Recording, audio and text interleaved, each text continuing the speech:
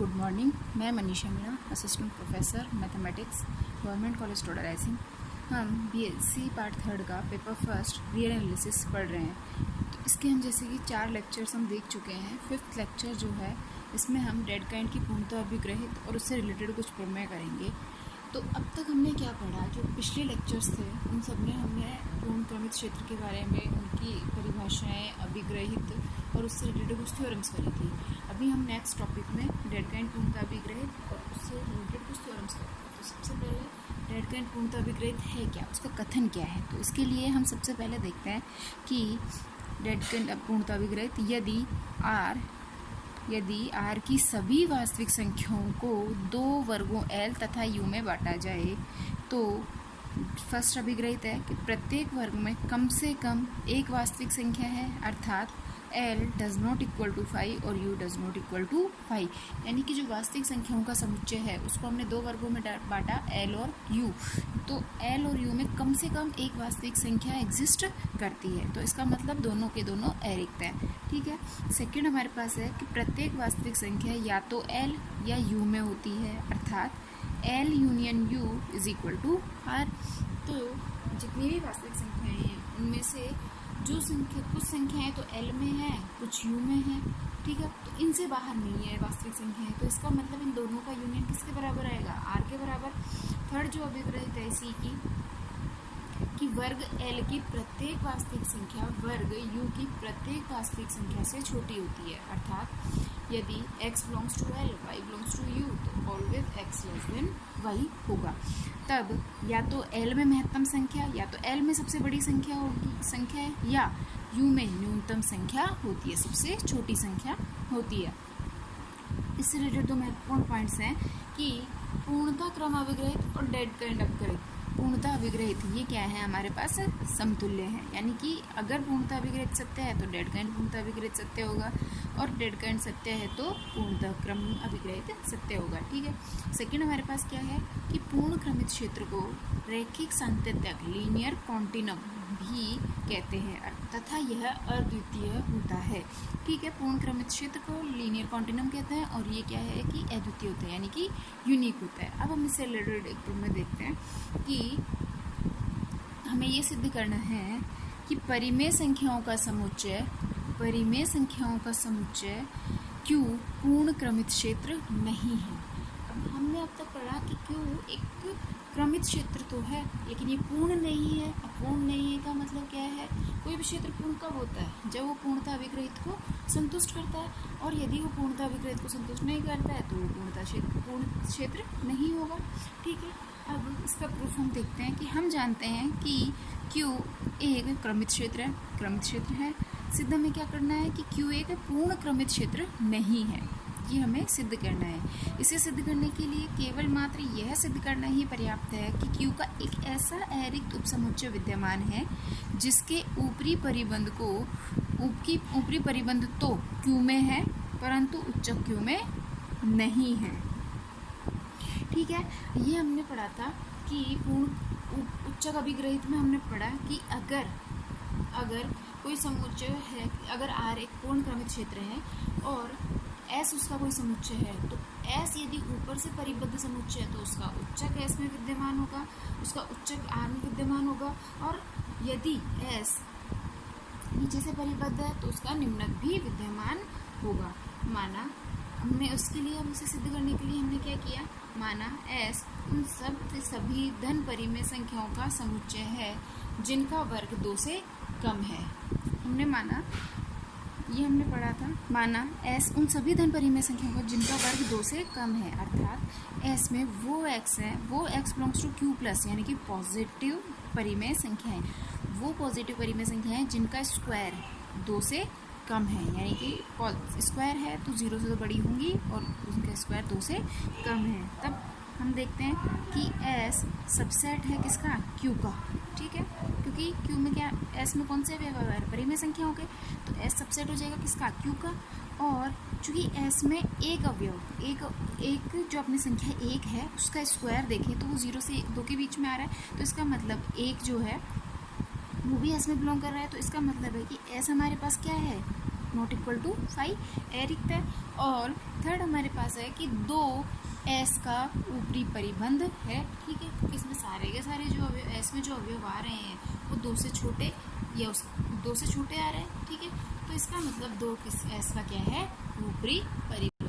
अब देखिए, चूंकि 2 का स्क्वायर किसके बराबर है, 4 के बराबर, और 4 किससे बड़ा है, 2 से, तो इसलिए 2 का square greater than 2 greater than x square. 2 का स्क्वायर जो है वो 2 से बड़ा, और 2 किससे बड़ा है, एक्स स्क्वायर से। एस में जितने भी एक्स हैं उन सभी के लिए कंडीशन सेटिस्फाई है कि 2 जो है वो एक्स स्क्वायर से छोटा है, बड़ा है, sorry. For every X belongs to S, अतः 2 does not belongs to S, 2 S में नहीं आएगा, तथा 2 एस का एक ऊपरी परिबंध है। 2 जो है वो एस का एक ऊपरी परिबंध है, क्योंकि 2 एस में बिलोंग नहीं कर रहा है, और लेकिन फिर भी वो इसका क्या है, ऊपरी परिबंध है। अतः एस क्यू का ऊपर से परिबद्ध अरिक्त उपसमुच्चय, ठीक है, एस हमने बता दिया कि ऊपर से परिबद्ध समुच्चय। अब हमें क्या सिद्ध करना है कि एस का उच्चक क्यू में विद्यमान नहीं है। अगर विद्यमान हो जाएगा तो क्या हो जाएगा, वो पूर्णक्रमित क्षेत्र हो जाएगा, और अगर विद्यमान नहीं है तो क्या होगा, वो एक पूर्णक्रमित क्षेत्र नहीं होगा, ठीक है। तो हम इसको सिद्ध करने के लिए हमने क्या किया कि इसको कॉन्ट्राडिक्ट लेके चले, विरोधाभास के लिए माना कि एस का उच्चक क्यू में विद्यमान है, हम उल्टा लेके चले कि उसका उच्चक क्यू में विद्यमान है, तथा alpha belongs to Q S का उच्चक है। तो उसका उच्चक भी हमने मान लिया, एल्फा उसका उच्चक है, जहाँ एल्फा ग्रेटर देन 0, एल्फा एक पॉजिटिव नंबर है, ठीक है। अब चूंकि for every X belongs to S, alpha greater than equal to X होगा, उच्चक की परिभाषा से कि for every X belongs to X, alpha greater than equal to X होगा, तथा 1 बिलोंग्स टू एस, 1 क्या है, एस में है, तो एल्फा जो है वो ग्रेटर देन इक्वल टू 1 होगा, और 1 किससे बड़ा होगा, 0 से। तो यहाँ से हमारे पास आ गया कि एल्फा ग्रेटर देन 0 है, यहाँ से अतः एल्फा क्यू का धनात्मक अवयव है, धनात्मक अवयव है यानी कि क्यू प्लस। अब एल्फा ग्रेटर देन 0, तो एल्फा स्क्वायर भी ग्रेटर देन 0, और एल्फा स्क्वायर भी किस में बिलोंग कर जाएगा, क्यू में, क्यू प्लस में। एल्फा स्क्वायर जब पॉजिटिव है, और सॉरी एल्फा जब एक परिमेय संख्या है तो एल्फा स्क्वायर भी एक परिमेय संख्या होगी, और चूँकि पॉजिटिव है तो एल्फा स्क्वायर भी पॉजिटिव होगा। चूँकि क्रमित क्षेत्र में त्रिविभागी नियम का पालन होता है, ठीक है, ट्रिकोटोमी हम पढ़ चुके हैं कि यदि एक्स और वाई कोई 2 अवयव हैं तो या तो x ग्रेटर देन वाई होगा, या x बराबर वाई होगा, या y ग्रेटर देन x होगा। तो तीनों में से केवल एक कंडीशन सेटिस्फाई होगी। तो यहाँ पर हमारे पास क्या है कि एल्फा स्क्वायर ग्रेटर देन 2 होगा, या फिर एल्फा स्क्वायर इक्वल टू 2 होगा, या एल्फा स्क्वायर लेस देन 2 होगा। तीनों में से कम से केवल और केवल एक ही कंडीशन इसकी सेटिस्फाई होगी। अगर इनमें से एक भी कंडीशन सेटिस्फाई नहीं करता है तो उसका मतलब हमने जो माना वो गलत है। तो अब हम क्या करेंगे, इसकी तीनों कंडीशंस पर देखते हैं कि तीनों कंडीशंस क्या क्या है। तो केस फर्स्ट हमने देखा कि जब एल्फा ग्रेटर देन 0 तथा 0 less than x square, alpha square less than 2, ठीक है, एल्फा स्क्वायर की वैल्यू 0 से 2 के बीच में है।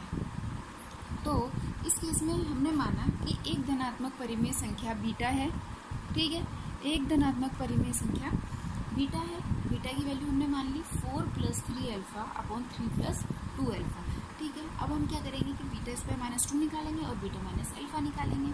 तो बीटा स्क्वायर -2 हमने निकाला तो हमारे पास क्या आया, 4 + 3 अल्फा अपॉन 2 + अल्फा, 3 + 2 अल्फा का होल स्क्वायर -2। इसको जब आप सोल्व करेंगे तो हमारे पास आएगा अल्फा स्क्वायर -2 अपॉन 3 + 2 अल्फा का होल स्क्वायर। अब चूँकि 3 + 2 अल्फा ये तो क्या है, एक नंबर पॉजिटिव नंबर, उसका स्क्वायर करेंगे तो आपके पास क्या आएगा, एक पॉजिटिव नंबर आएगा, ठीक है। अब हमारे पास रह गया अंश में, तो अंश में हमारे पास रह गया अल्फा स्क्वायर -2। अब ये देखो कि अल्फा स्क्वायर का मान 2 से कम है। अल्फा स्क्वायर का मान जब 2 से कम है तो कम संख्या में से बड़ी संख्या घटाएंगे तो क्या आएगा, माइनस में, नेगेटिव। तो यहाँ हमारे पास आ गया नेगेटिव वैल्यू। तो अल्फा स्क्वायर -2 लेस देन 0, तो इसका मतलब बीटा स्क्वायर -2 भी क्या हो जाएगा, लेस देन 0। तो बीटा स्क्वायर किससे छोटा हो जाएगा, 2 से छोटा, first condition. Second, beta minus alpha निकाला, तो जो बीटा माइनस अल्फा यानी कि बीटा की वैल्यू रखी 4 + 3 alpha upon 3 + 2 alpha minus alpha. तो यहाँ से इसको सॉल्व किया तो हमारे पास आया 2 × 2 - अल्फा स्क्वायर अपॉन 3 + 2 अल्फा, चूँकि नीचे की वैल्यू पॉजिटिव है और ऊपर चूँकि अल्फा स्क्वायर है वो 2 से छोटा है, तो बड़ी संख्या में से छोटी संख्या घटाएंगे तो क्या आएगा, पॉजिटिव नंबर ग्रेटर देन 0। तो इसका मतलब बीटा ग्रेटर देन अल्फा हो गया। अब चूँकि बीटा क्या है, अल्फा क्या है, इसका उच्चक है। तो समीकरण 1 और 2 से हमारे पास क्या है, बीटा क्या हो गया, एस का अवयव हो गया। ठीक है, बीटा क्या है, एक एस का अवयव हो गया, तथा बीटा ग्रेटर देन अल्फा। अगर बीटा अल्फा से बड़ा है तो अल्फा के एस का ऊपरी परिबंध होने का विरोधाभास है। चूंकि बीटा अल्फा से भी बड़ा है तो अल्फा भी किसका अवयव है, क्यू प्लस का, क्यू का अवयव है, एस का अवयव है। जब अल्फा एस का अवयव है और अल्फा एक ऐसा अवयव था जो कि जिसके लिए सभी अवयव, एस के सभी अवयव उससे छोटे या उसके बराबर है, तो चूंकि बीटा हमें इससे भी बड़ा एक अवयव ऐसा मिल गया जो कि एस में बिलोंग कर रहा है, तो इसका मतलब इसका ऊपरी परिबंध क्या हो जाएगा, बीटा। अगर ऊपरी परिबंध बीटा हो जाता है तो अल्फा इसका ऊपरी परिबंध नहीं है। ठीक है, तो इसका मतलब हमने जो कंडीशंस मानी थी वो गलत है, तो जो कि अल्फा एस का ऊपरी परिबंध होने का विरोधाभास है। अतः case first alpha square is less than 2 असत्य है, तो इसका मतलब अल्फा स्क्वायर 2 से छोटा भी नहीं हो सकता। सेकेंड हमारे पास कंडीशन है कि जब अल्फा बराबर 0, अल्फा ग्रेटर देन 0 और अल्फा स्क्वायर जो है वो 2 के बराबर है, यानी कि अल्फा का मान पॉजिटिव है लेकिन उनका स्क्वायर किसके बराबर है, 2 का बराबर। तो क्या ऐसी कोई परिमेय संख्या है जिसका स्क्वायर 2 के बराबर हो, नहीं, ऐसी कोई भी परिमेय संख्या नहीं है जिसका स्क्वायर 2 के बराबर हो। अतः ये वाली कंडीशन भी हमारे पास सेटिस्फाई नहीं हो रही है, तो इसका मतलब alpha square does not equal to 2।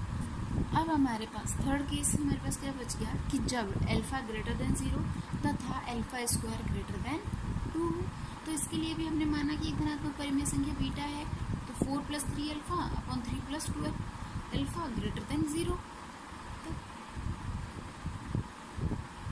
Beta square, अब यहाँ पे भी हमने क्या निकाला, बीटा स्क्वायर -2 की वैल्यू और बीटा माइनस अल्फा की वैल्यू। बीटा स्क्वायर -2 की वैल्यू निकालेंगे तो यही आएगा, हमें सॉल्व करेंगे तो यहाँ पर भी नीचे की वैल्यू तो हमारे पास पॉजिटिव है, ऊपर की वैल्यू क्या है, अल्फा स्क्वायर -2। चूँकि यहाँ पर क्या है, अल्फा स्क्वायर 2 से बड़ा है, तो बड़ी संख्या में से छोटी संख्या घटाएंगे तो हमारे पास क्या आएगा, एक पॉजिटिव नंबर। तो इसका मतलब बीटा स्क्वायर किससे बड़ा हो गया, 2 से। और बीटा माइनस अल्फा में हमारे पास इसको सॉल्व किया, बीटा की वैल्यू रखी 4 + 3 alpha upon 3 + 2 alpha minus alpha, तो इसको हमने सॉल्व किया तो हमारे पास क्या आया, 2 × 2 - अल्फा स्क्वायर अपॉन 3 + 2 अल्फा, जो कि अब यहाँ देखो अल्फा स्क्वायर क्या है, 2 से बड़ा है, तो ये क्या रह जाएगा, 2 में छोटी संख्या में से बड़ी संख्या घटाएंगे तो नेगेटिव, तो इसका मतलब 2 - अल्फा स्क्वायर लेस देन 0। तो इसका मतलब क्या हुआ कि बीटा लेस देन अल्फा हो गया। 3 और 4 से, समीकरण 3 और 4 से बीटा जो है वो क्यू प्लस का अवयव है और बीटा लेस देन अल्फा है। अब यदि कोई अवयव x बिलोंग्स टू s, तब 0 less than x square less than 2, ये तो हमने पहले पढ़ लिया, उसकी s में कौन से अवयव आ रहे हैं उसकी परिभाषा से। तो 2 किससे छोटा है, बीटा स्क्वायर से, थर्ड कंडीशन से, और बीटा स्क्वायर किससे छोटा है, अल्फा स्क्वायर से, फोर्थ कंडीशन से। तो यहाँ से हमारे पास क्या निकला कि 0 less than x less then beta less than alpha. अतः बीटा एवं अल्फा दोनों ही एस के क्या हैं, ऊपरी परिबंध, किंतु बीटा जो है वो अल्फा से छोटा है। अतः अल्फा उच्चक नहीं हो सकता। क्यों, अगर अल्फा उच्चक होता तो ये ऊपरी परिबंधों में से सबसे छोटा होता, क्योंकि बीटा और अल्फा दोनों इसके क्या है, इसके ऊपरी परिबंध, तो इन दोनों में से छोटा कौन सा होना चाहिए था, अल्फा, लेकिन छोटा कौन सा है, बीटा। तो ये हमारे पास गलत आ गया कि अल्फा उच्चक नहीं हो सकता, चूँकि अल्फा परिमेय संख्या है। अतः हम यह परिणाम निकाल सकते हैं कि समुच्चय S का उच्चक कोई परिमेय संख्या नहीं हो सकती है, ठीक है, जबकि इसके ऊपरी परिबंध अवश्य हैं। तो यही हमें सिद्ध करना था ना कि भाई अगर ये हमें सिद्ध करना था कि S एक ऊपर से परिबद्ध समुच्चय है तो S Q में उसका उच्चक विद्यमान होगा, ठीक है। तो हमने यहाँ पर सिद्ध कर दिया कि किसी भी कंडीशन में जब अगर वो इस पूर्ण क्रमित क्षेत्र है तो वो ट्रिकोटोमी लॉ को भी फॉलो करेगा। ट्रिकोटोमी लॉ हमने निकाला कि ट्रिकोटोमी लॉ को फॉलो नहीं कर रहा है यहाँ पर, यानी कि त्रिविभागी नियम का पालन नहीं कर रहा है। तो त्रिविभागी नियम का पालन नहीं कर रहा है तो इसका मतलब क्या है कि कोई भी परिमेय संख्या इसका उच्चक नहीं हो सकती है, जबकि इसके ऊपरी परिबंध अवश्य हैं। यानी कि परिमेय संख्या इसके ऊपरी परिबंध हो सकती है, लेकिन कोई भी परिमेय संख्या इसका उच्चक नहीं हो सकती। अथवा अल्फा एस का उच्चक है तो alpha does not belongs to Q, ठीक है। फलतः क्रमित क्षेत्र Q पूर्ण क्रमित क्षेत्र नहीं है। ठीक है, अब ये हमारे पास एक इम्पॉर्टेंट थ्योरम थी कि हमें ये सिद्ध करना था कि Q एक पूर्ण क्रमित क्षेत्र नहीं है। पूर्ण क्रमित क्षेत्र के लिए सिंपल सा हमने उसकी डेफिनेशन लेके चले कि पूर्ण क्रमित क्षेत्र सिद्ध करने के लिए क्या जरूरी है हमारे पास कि वो पूर्णता अभिग्रहित को संतुष्ट करे। तो या तो हम ये लेके चले कि एक नीचे से परिबद्ध समुच्चय है लेकिन उसका निम्नक Q में विद्यमान नहीं है, और अगर हम इसके अलावा या ये सिद्ध कर सकते हैं कि यदि S उसका एक ऊपर से परिबद्ध समुच्चय है तो उसका उच्चक Q में विद्यमान नहीं है। अगर हम ऐसा सिद्ध कर देते हैं तो क्या हो जाएगा, Q एक पूर्ण क्रमित क्षेत्र नहीं होगा। नेक्स्ट जो हमारे पास थ्योरम है उसमें हमें क्या सिद्ध करना है कि यदि P एक अभाज्य संख्या है तो सिद्ध कीजिए कि √P परिमेय संख्या नहीं है, अर्थात अपरिमेय संख्या है। ठीक है, परिमेय संख्याएं कौन सी होती हैं, वे संख्याएं जिनको P/Q की फॉर्म में लिखा जा सकता है, और अपरिमेय संख्याएं कौन सी होती हैं जो परिमेय नहीं है, जिनको P/Q की फॉर्म में नहीं लिखा जा सकता। ठीक है, तो हमने इसके लिए माना कि अब हम इसके लिए कॉन्ट्राडिक्ट लेके चलेंगे, यहाँ पे भी हम विरोधाभास लेके चलेंगे। हमने माना कि यदि संभव हो तो माना कि √P एक परिमेय संख्या m/n है, चूँकि परिमेय संख्या है तो m/n के रूप में लिखी जा सकती है, जहाँ n does not equal to 0, यानी कि जो हर है वो क्या होगा, नॉट इक्वल टू 0 होगा, तथा m और n परस्पर अभाज्य पूर्णांक हैं, अर्थात उनका GCD किसके बराबर है, 1 के बराबर है। ठीक है, तो चूँकि √P किसके बराबर है, m/n के बराबर, तो P किसके बराबर हो जाएगा, m²/n², दोनों तरफ स्क्वायर किया और वज्र गुणा कर दिया, तो Pn² = m², ये हमारे पास हो गई इक्वेशन 1। अब यहाँ से हमारे पास क्या आया कि m² को P के गुणांक के रूप में लिखा जा रहा है। ठीक है, जब इसके गुणज के रूप में लिखा जा रहा है, इसका मतलब क्या है कि P जो है वो किसको विभाजित कर रहा है, m² को विभाजित कर रहा है, P डिवाइड्स m²। तो जब P m² को विभाजित कर रहा है तो P m × m को भी विभाजित करेगा, तो इसका मतलब क्या हुआ कि P m को विभाजित करेगा। ठीक है, इसका मतलब दैट इज P से विभाजित होने वाला पूर्णांक है, P m को विभाजित करेगा। ठीक है, माना m बराबर P × Q के रूप में, क्योंकि m है वो P से विभाजित होने वाला पूर्णांक है। जब P m को विभाजित कर रहा है तो m जो है वो P के गुणांक के रूप में लिखा जा सकता है, तो हमने लिखा है m बराबर P × Q, जहाँ Q बिलोंग्स टू Z, एक पूर्णांक है। तब समीकरण 1 से Pn² = किसके बराबर, P² Q²। अब हमारे पास क्या बच गया, n² = PQ²।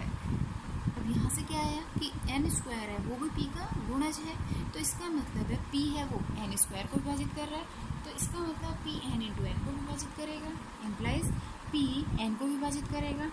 इसका मतलब जब n that is n P से विभाजित होने वाला पूर्णांक है, उपरोक्त से m तथा n और n दोनों ही P से विभाजित हो रहे हैं, तो m और n का आपेक्षिक अभाज्य या सापेक्षिक अभाज्य एक होने का विरोधाभास है। m तथा n का सापेक्षिक अभाज्य हमारे पास कितना आया, दोनों संख्याएं सापेक्षिक अभाज्य कब कहलाते हैं, जब उनका GCD 1 के बराबर है। तो यहाँ पर चूंकि इन दोनों में P का भाग जा रहा है, ठीक है, दोनों में P का भाग जा रहा है, इसका मतलब इन दोनों का GCD क्या होना चाहिए, मिनिमम P, और उसके अलावा P के गुणज होंगे। तो यहाँ पर हमारे पास GCD क्या आया था, क्या माना था हमने, 1 के बराबर, तो GCD 1 के बराबर माना, तो इसका मतलब m और n सापेक्षिक अभाज्य संख्याएं हैं। जब सापेक्षिक अभाज्य हैं तो अब हमने यहाँ क्या सिद्ध कर दिया, m और n दोनों ही पूर्णांक P से विभाजित हो रही है। जब विभाजित हो रही है तो उनका GCD किसके बराबर रहेगा, P के बराबर या उससे ज़्यादा, उसके गुणांक के रूप में।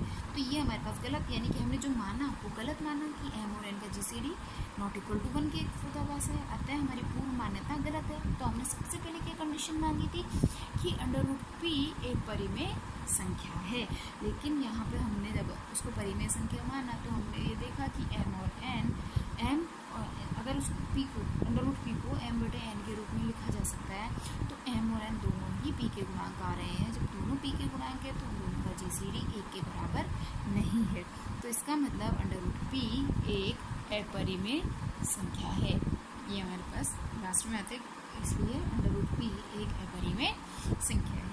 ठीक है, इसके बाद हमारे पास जो नेक्स्ट इससे रिलेटेड एक एग्जांपल है कि हमें सिद्ध करना है कि √2 एक अपरिमेय संख्या है, √2 एक अपरिमेय संख्या है। तो इसके लिए ये हम फिर वही कॉन्ट्राडिक्ट लेके चलेंगे। यदि संभव हो तो माना √2 एक परिमेय संख्या है जिसे p/q के रूप में लिखा जा रहा है। q does not equal to 0 और p और q किसके हैं अवयव? z के, और इन दोनों का GCD किसके बराबर है? 1 के बराबर। अतः √2 is equal to p/q, p is equal to √2 into q और p square is equal to 2q square. Equation number 1 first equation में हमारे पास आया P square is equal to 2q square. तो इसका मतलब पी स्क्वायर क्या हो गया? एक समपूर्णांक हो गया, क्योंकि 2 का गुणांक आ रहा है, तो इसका मतलब पी भी एक समपूर्णांक होगा। जब q पी स्क्वायर समपूर्णांक है तो पी भी समपूर्णांक होगा। इसको हमने इक्वेशन डाला ए।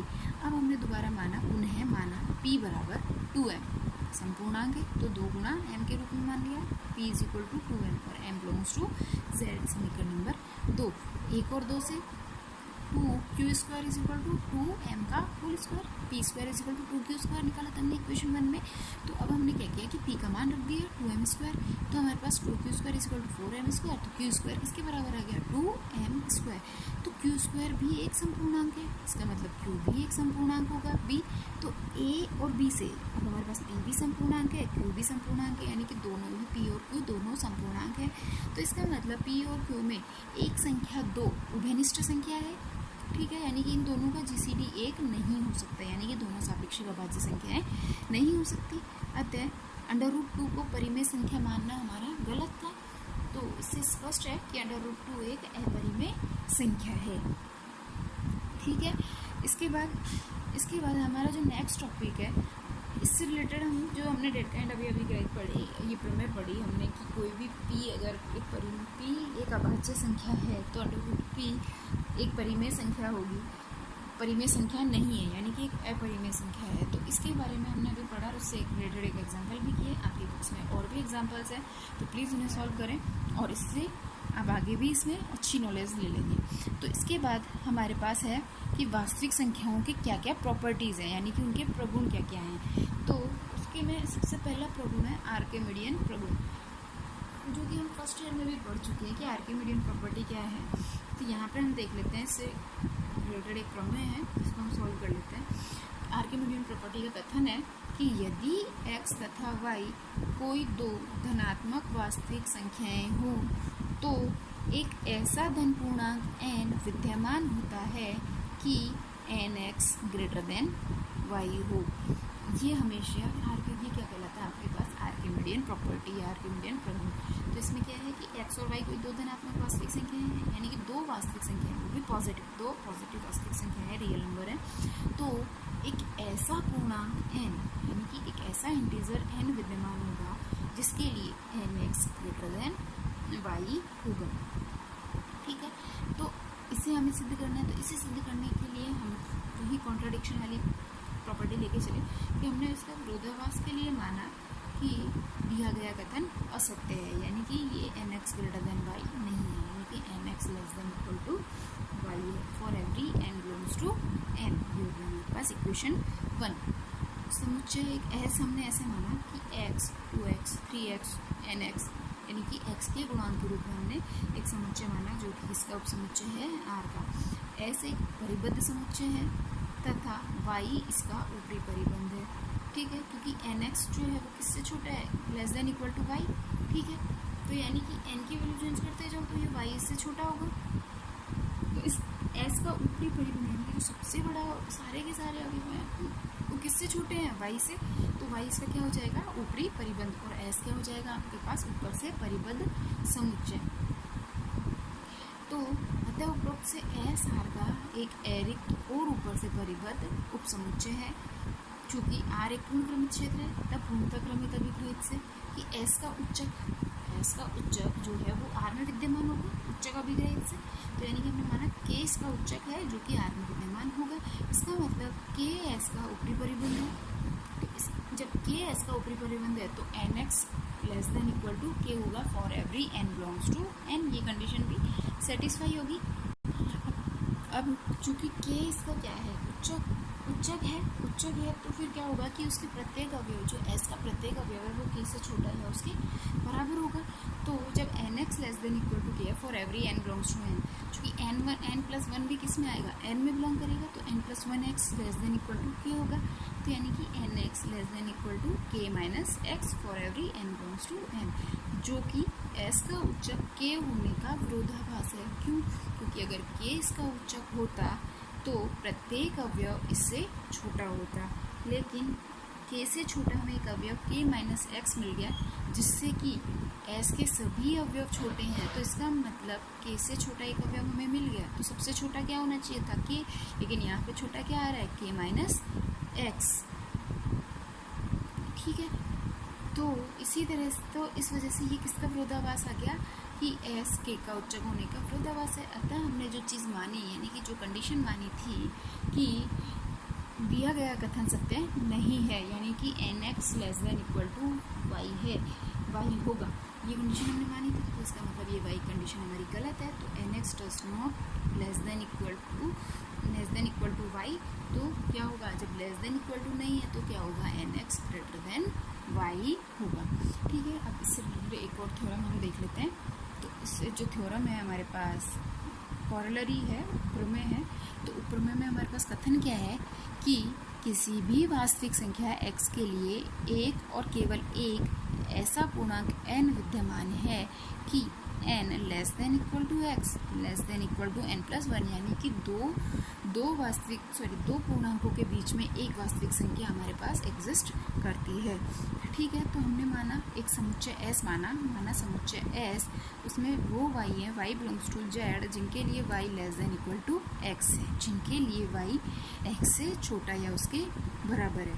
अब S does not equal to 5, S जो है वो अरिक्त है। ठीक है, यानी कि इसमें कम से कम एक अवयव तो है, तथा R का ऊपर से परिबद्ध समुच्चय, ऊपर से परिबद्ध है क्योंकि किससे परिबद्ध है, x से।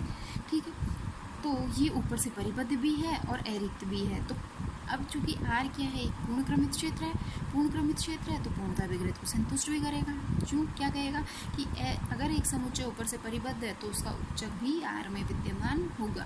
तो हमने ये सिद्ध कर दिया कि S, हमने एक समुच्चय लिया S जो कि अरिक्त भी है और ऊपर से परिबद्ध भी है।